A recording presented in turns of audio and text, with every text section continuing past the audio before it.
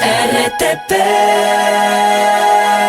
Le damos la bienvenida al invitado de este último segmento del programa. Él es Alfredo Espinosa, analista político, columnista del medio digital Plan B. Con él vamos a analizar la coyuntura actual en el país. Bienvenido, estimado Alfredo, a la mañana en RTP. Bueno, sí, en respuesta a tu inquietud, me parece que detrás de todo esto hay siempre ese tufo electorero, ¿no es cierto? Al tratar de lanzar propuestas que pueden calar en una ciudadanía que está profundamente preocupada porque el problema de la seguridad no está resuelto. Es algo que la crisis, la criminalidad, la delincuencia, son problemas que están, que forman parte de la vida cotidiana de los ecuatorianos. Entonces, a la hora de lanzar propuestas de este tipo, ¿no es cierto?, de intentar lanzar la idea de traer fuerzas extranjeras, de generar, digamos, espacios de diálogo con otros países para que desde afuera y con militares y con apoyo externo se logren solucionar problemas que le competen al país, me parece que entran, digamos, como parte de todas estas propuestas populistas que son muy digamos, propias del ambiente electoral. No creo, digamos, que más allá de que pueda o no haber interés de parte de fuerzas militares extranjeras en venir al Ecuador, me parece que esto requiere un análisis mucho más profundo que el que se puede dar en el contexto de una elección presidencial, ¿no? Hay una serie de cuestiones que tienen que tratarse, lo que tú mencionabas, ¿no es cierto? Traer fuerzas militares extranjeras al país para que solucionen los problemas o aminoren la criminalidad, las muertes violentas, la delincuencia, no significa entregar un cheque en blanco para que agentes externos puedan hacer y deshacer en el país como a bien tengan. Entonces, todo esto requiere una reglamentación, un marco jurídico, algo que a hoy no se lo tiene, digamos. Entonces, esto tiene que ser mucho más debatido y me parece que esta asamblea que está en vías de extinción pues no es la más indicada para generar esa propuesta y mucho menos de ese debate. Sí, estimado Alfredo, durante este año y pico ya de la presidencia de Daniel Noboa, hemos tenido propuestas donde nos las presentan y nos dicen que o estás a favor de ellas o estás en contra del país, o la patria o la mafia. El aumento del IVA, el aumento de diferentes impuestos, el aumento del sistema punitivo hacia las personas reclusas, el apoyo de la militarización dentro de las ciudades. Incluso ahora quieren reforzar con tropas extranjeras y teniendo en cuenta lo que tropas extranjeras han hecho históricamente alrededor del mundo cuando quieren intervenir en otro país. ¿Usted cree que realmente esta propuesta que se ha sido lanzada dentro de la Asamblea por Ferdinand Álvarez vaya a salir a luz? Y si sale a luz, ¿qué efectos podría traer en este corto periodo? A ver, me parece que el efecto inmediato de la propuesta de Ferdinand es principalmente el de captar votos, ¿no es cierto? Eso es lo principal.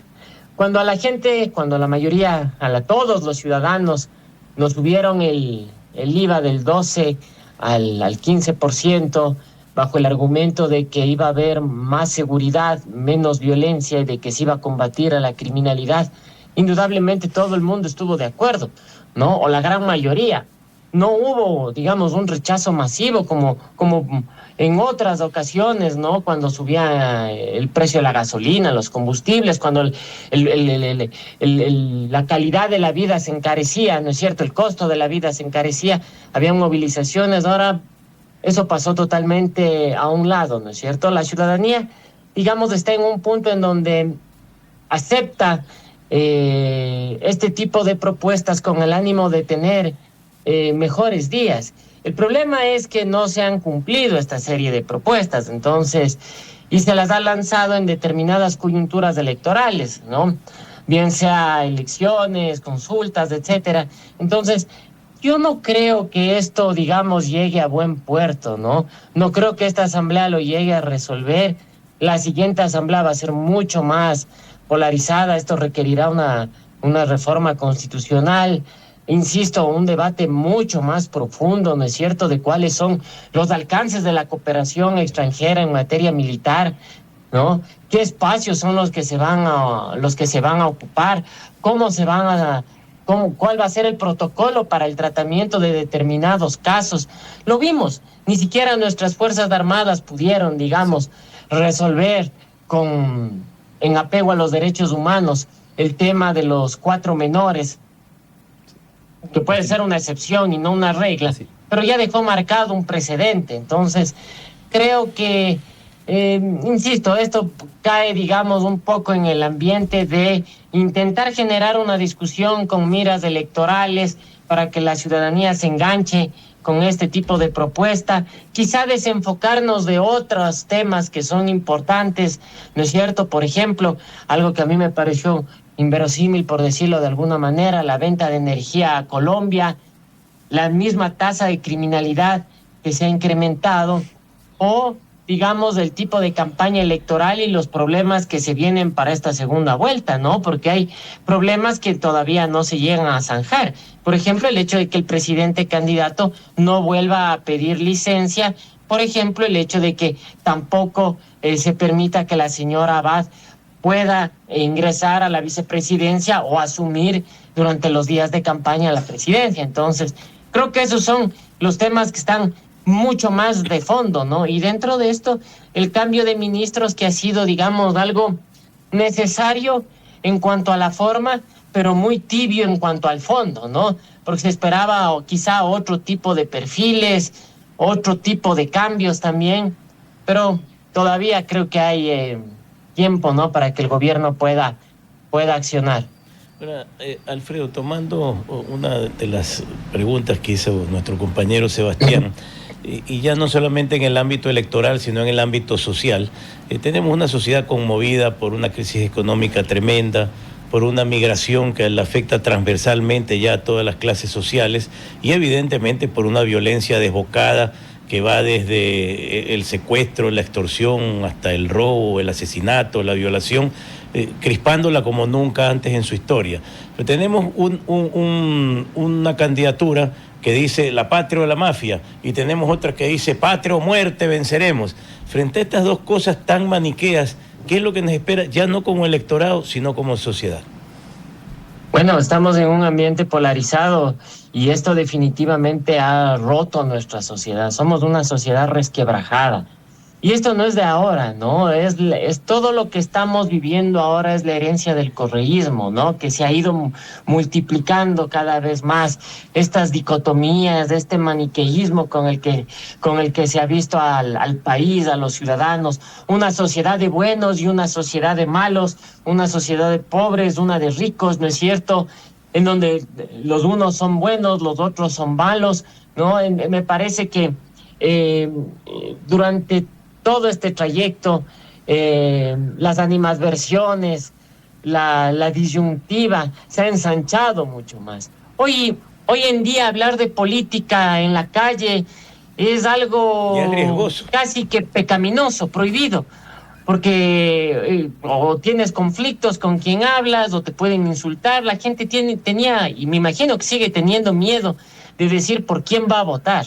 Estamos en una sociedad plagada de todo este tipo de situaciones, ¿no es cierto?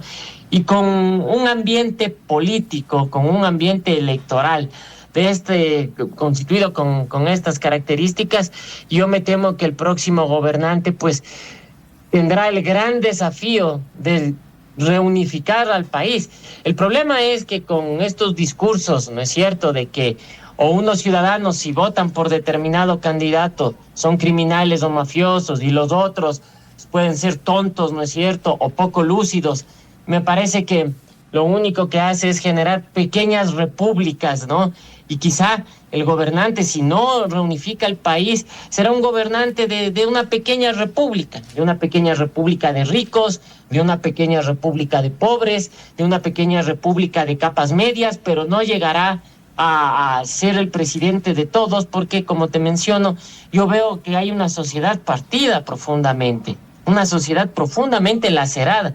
Y la sociedad ecuatoriana, a más de esto, también es una sociedad con baja autoestima. Es una sociedad que se ha creído acreedora a todo lo malo, ¿no? Y ha normalizado muchas conductas de la política, entre ellas esta polarización, este hecho de que se los tipifique o se los categorice a los votantes de una u otra manera, de que se caracterice al ciudadano de un sector del país de una determinada forma, ¿no es cierto? Entonces, creo que todos estos componentes lo único que hacen es alimentar las animadversiones y hasta cierto punto el odio. Por eso el desafío es grande, ¿no?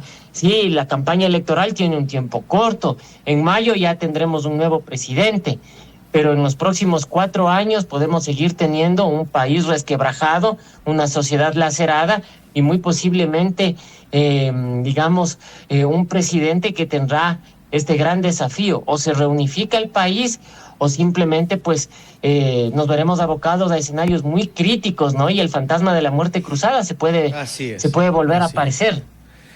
Sería lamentable y demostraría que el país, incluso con soluciones innovadoras para encontrar la estabilidad, realmente no ha madurado políticamente. Pasar de una muerte cruzada a la otra sería básicamente admitir que no estamos listos para la democracia. Siendo las 9:31, nos toca despedirnos de usted, estimado Alfredo, así como de nuestra audiencia, así que le deseamos un buen día.